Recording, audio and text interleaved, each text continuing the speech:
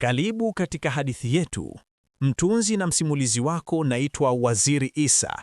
Hapo zamani za kale walitokea kuku na mwewe, walikuwa marafiki wakubwa.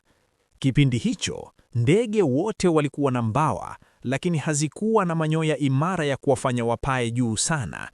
Mwewe alikuwa na sindano ya dhahabu ambayo aliitumia kushona manyoya yake na ya rafiki yake kuku ili yawe nadhifu. Siku moja mwewe alimwambia kuku, "Rafiki yangu, ninaenda mbali kutafuta chakula na kukopesha sindano yangu hii ya thamani ili uendelee kushona mbawa za wanao, lakini uwe mwangalifu sana usiipoteze. Ni mmoja tu nilionayo." Kuku alichukua ile sindano kwa furaha. Alishona mbawa zake na vifaranga vyake huku akiimba kwa maridadi. Lakini wakati akiendelea na kazi hiyo, aliwaona wadudu mchanganyiko kwenye mchanga. Kwa pupa ya kutaka kula, aliweka sindano chini kwenye mchanga na kuanza kufukua chakula. Alipomaliza kula, alishtuka. Sindano haipo.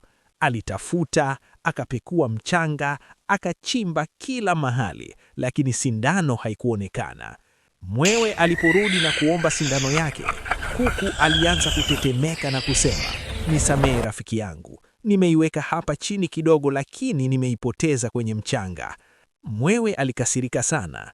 Alimwambia kuku, "Ile ilikuwa mali ya familia yangu.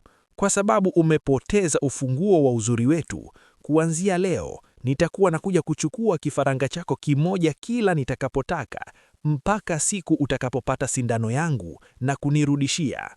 Hapo ndipo uadui ulipoanza. Mpaka leo hii kuku bado anafukua mchanga, kupiga miguu chini, akijaribu kuitafuta ile sindano ya mwewe ili arudishe amani. Mwewe naye bado anapaa angani, akitazama chini kwa jicho kali, na akiona vifaranga anashuka kuwachukua kama fidia ya sindano yake iliyopotea. Ujumbe: kupoteza kitu cha mtu kunaweza kukuletea madhara kwa vizazi vingine vijavyo. Mtunzi na msimuliaji wako naitwa Waziri Isa. Asanteni sana.